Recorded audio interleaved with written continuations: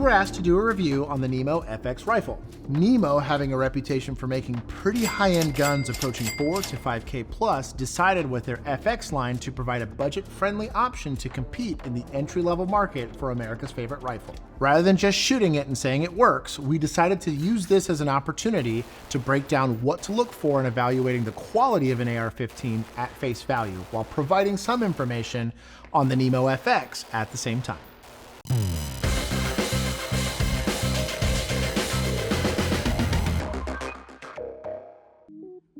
Do you like seeing the boogeyman hanging out with cryptids rolling dice in your front yard? I know I do. If you want to see all the crazy things happening right outside your house, check out TNVC.com. And by Vortex. We've been running their new Defender line of red dots hard since before launch. They found a home on all of our guns, whether for concealment, competition, or anything in between. They're rugged, packed with features, and they flat out perform. With the CCW, ST, and XL, there's a dot for you. And let's not forget their no questions asked VIP warranty that covers just about anything. As a baseline for the discussion, we will use Milspec, or military specification, as a baseline for what's acceptable in regards to features and build quality. When it comes to rifles, the government wants to get good enough for government work at the lowest possible dollar amount. This doesn't mean that Milspec is bad, it just means that the requirements focus more on the products being acceptable for duty use rather than the best possible option. If items don't meet Milspec, it'll be a negative. If it meets Milspec, it'll be neutral. And if it exceeds Milspec, it'll be a plus. Starting with the muzzle device, the FX comes with their T3 steel compensator. This muzzle device is an interesting blend between traditional A2 Milspec birdcage in combination with a more competition-focused compensator. This aims to kill muzzle flash while providing some level of recoil reduction. If you aren't going to suppress your rifle, I'm more of a fan of the A2, and it will not be life-changing for people who are used to more aggressive comps, but it is an upgrade from Milspec. I give it plus half points only because Surefire, Dead Air, and a whole host of other muzzle devices provide similar performance while being compatible with mounting suppressors. This is attached to their 16-inch 416R stainless steel barrel. These barrels are known to be more accurate than the chrome moly vanadium variety that comes in Milspec barrels, though they're more likely to wear out a bit faster than their chrome line brothers. Milspec barrels tend to have a 1 in 7 twist rate, which favors heavier grain weights for 5.56 projectiles. Nemo's choice to have a 1 in 8 twist rate allows you to better stabilize lighter grain weights, 40 to 55 grain projectiles, without hurting your ability to properly stabilize heavier grain weights, 62 to 77 grains, as opposed to the more common 1 in 9 twist rate, which struggles woefully at the top end.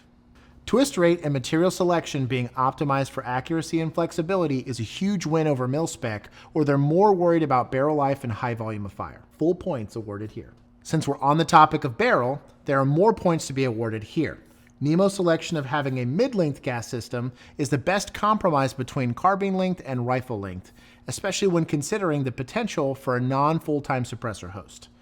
They went with a low-profile, set-screw style gas block, which is more and more becoming the norm in free-floated guns. Though I would have liked to see a pinned gas block, it would have definitely driven up the price. I'll award half points for it being mid-length in QPQ, or a quench polish quenched, which is slowly becoming touted as the best finish for high wear and high heat parts. Going to the handguard, I'll give it some credit for being free-floated, full length at 15 inches, and utilizing M-LOK with your choice of 6 different QD positions for a sling mount. I wouldn't put this above Milspec due to there being enough examples of free-floated handguards being utilized in the military and law enforcement agencies in 2024. I also feel less inclined to give it additional points due to the lack of anti-rotational safeguards in the design. This is perfectly adequate, but I'll split the difference and say it's a neutral feature for the FX. The forged receiver set looks to be a standard affair, and it gives you all of the adaptability someone would expect out of an AR after 2010. I like the inclusion of the forward assist, they are essential and that's a hill I'm willing to die on, and the brass deflector.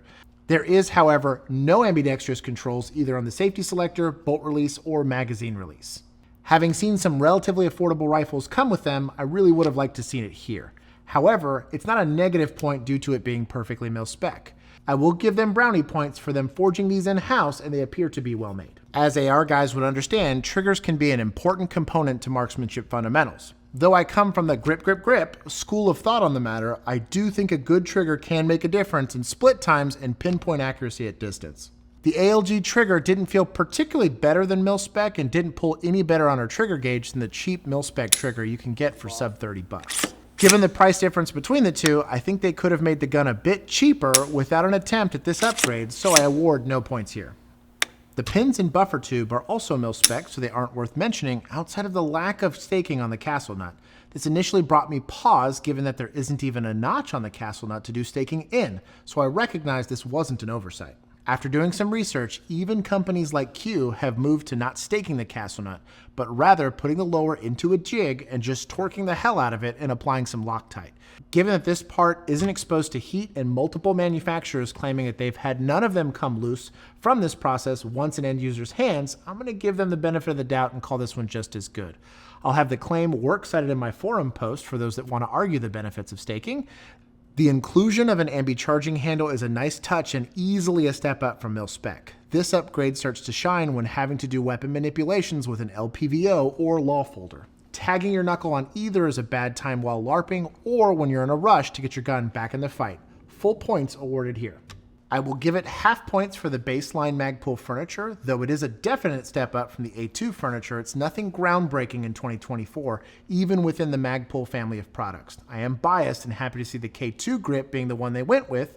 It is my personal favorite. However, I do think it's a great cost-saving area and does not affect the user experience with the Nemo FX. Nemo chose to stick with a Milspec Carpenter 158 steel bolt for this build, so it will meet Milspec. It's neutral in points here, and I would have liked to have seen a 193 bolt here, but it would have driven up the cost rather significantly. Plenty of reliable guns run the 158 steel bolt in their guns, so that's perfectly reasonable, and I see no reason to complain here. I do like, though, their inclusion of the nitrite finish because it does make cleaning rather easy. So now we are back at the studio, going to talk here about our range trips. We had a couple different ones with this, both indoor and outdoor with like less controlled settings and then like way more control settings. Shout out to Mr. Guns for letting us abuse once again their facilities to, we did some indoor shooting, like I said, and then we took it outside and outdoors to do a little bit more of just stretching its legs. We'll go ahead and give you kind of the actual specs of this and kind of how it did and our personal feelings on actually having shot the rifle. And then maybe help like mediate your expectations on what it is and what it isn't. Yeah. What it isn't is a $4,000 Nemo rifle. Those rifles absolutely crush. This is a very interesting take on a budget rifle from a company that's not like used to making budget guns. I do think that there's a handful of really nice features that it has, and I think there's a couple of complaints that we can bring up. Nemo was kind enough to let us go ahead and break this down for him, so we will start at the tip. When I first pulled out of the box, I was a little sussed about it because I was like, skeptical. This thing looks loud, and it didn't disappoint. It is loud. pretty loud. Yeah. But it's kind of like a mix between like a flash hider and like a brake or like a compensator. Sorry.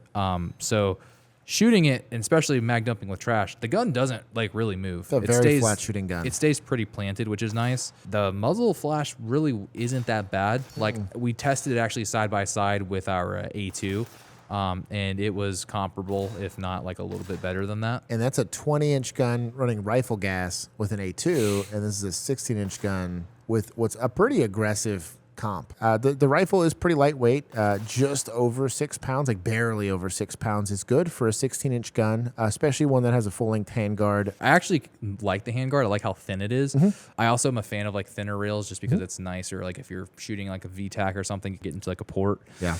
That being said, I still have my quad rails. Yep. It being thin was cool. But there was a drawback to it being thin. Yeah.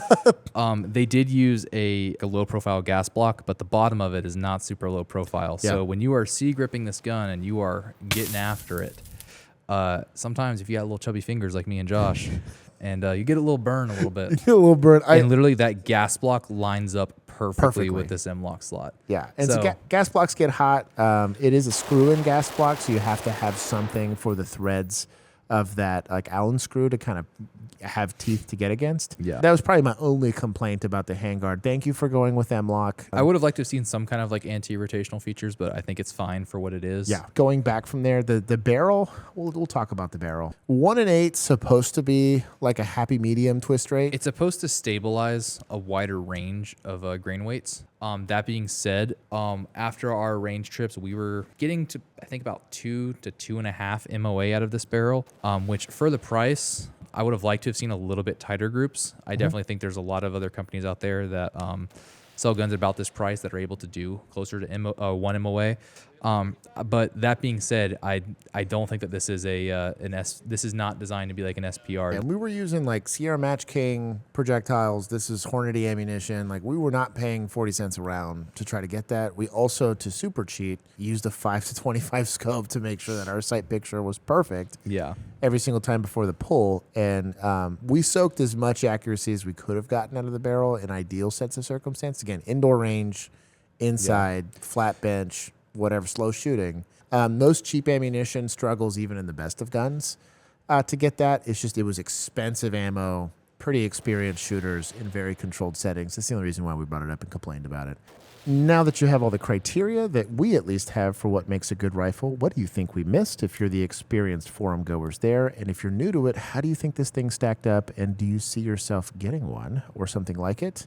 If you'd like to get involved in the argument, please do so at the comment section below. I'd like to actually really hear what you have to say about it. There's not a ton of information specifically on this gun, which is why we had a little bit of interest in kind of providing it to you guys.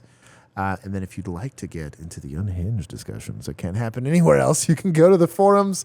If you look up what this rifle is called and put a .com at the end of it, you should find us, and you can go get involved in the forums there, or go to the our Discord. It's going to be linked in the description below. But you can go check it out. There's a lot of good dudes there. And then if you'd like, you can also follow us on socials as ARFCOM, where we're allowed to be. So until next time, thank you guys for hanging out with us. Always stay safe and be dangerous.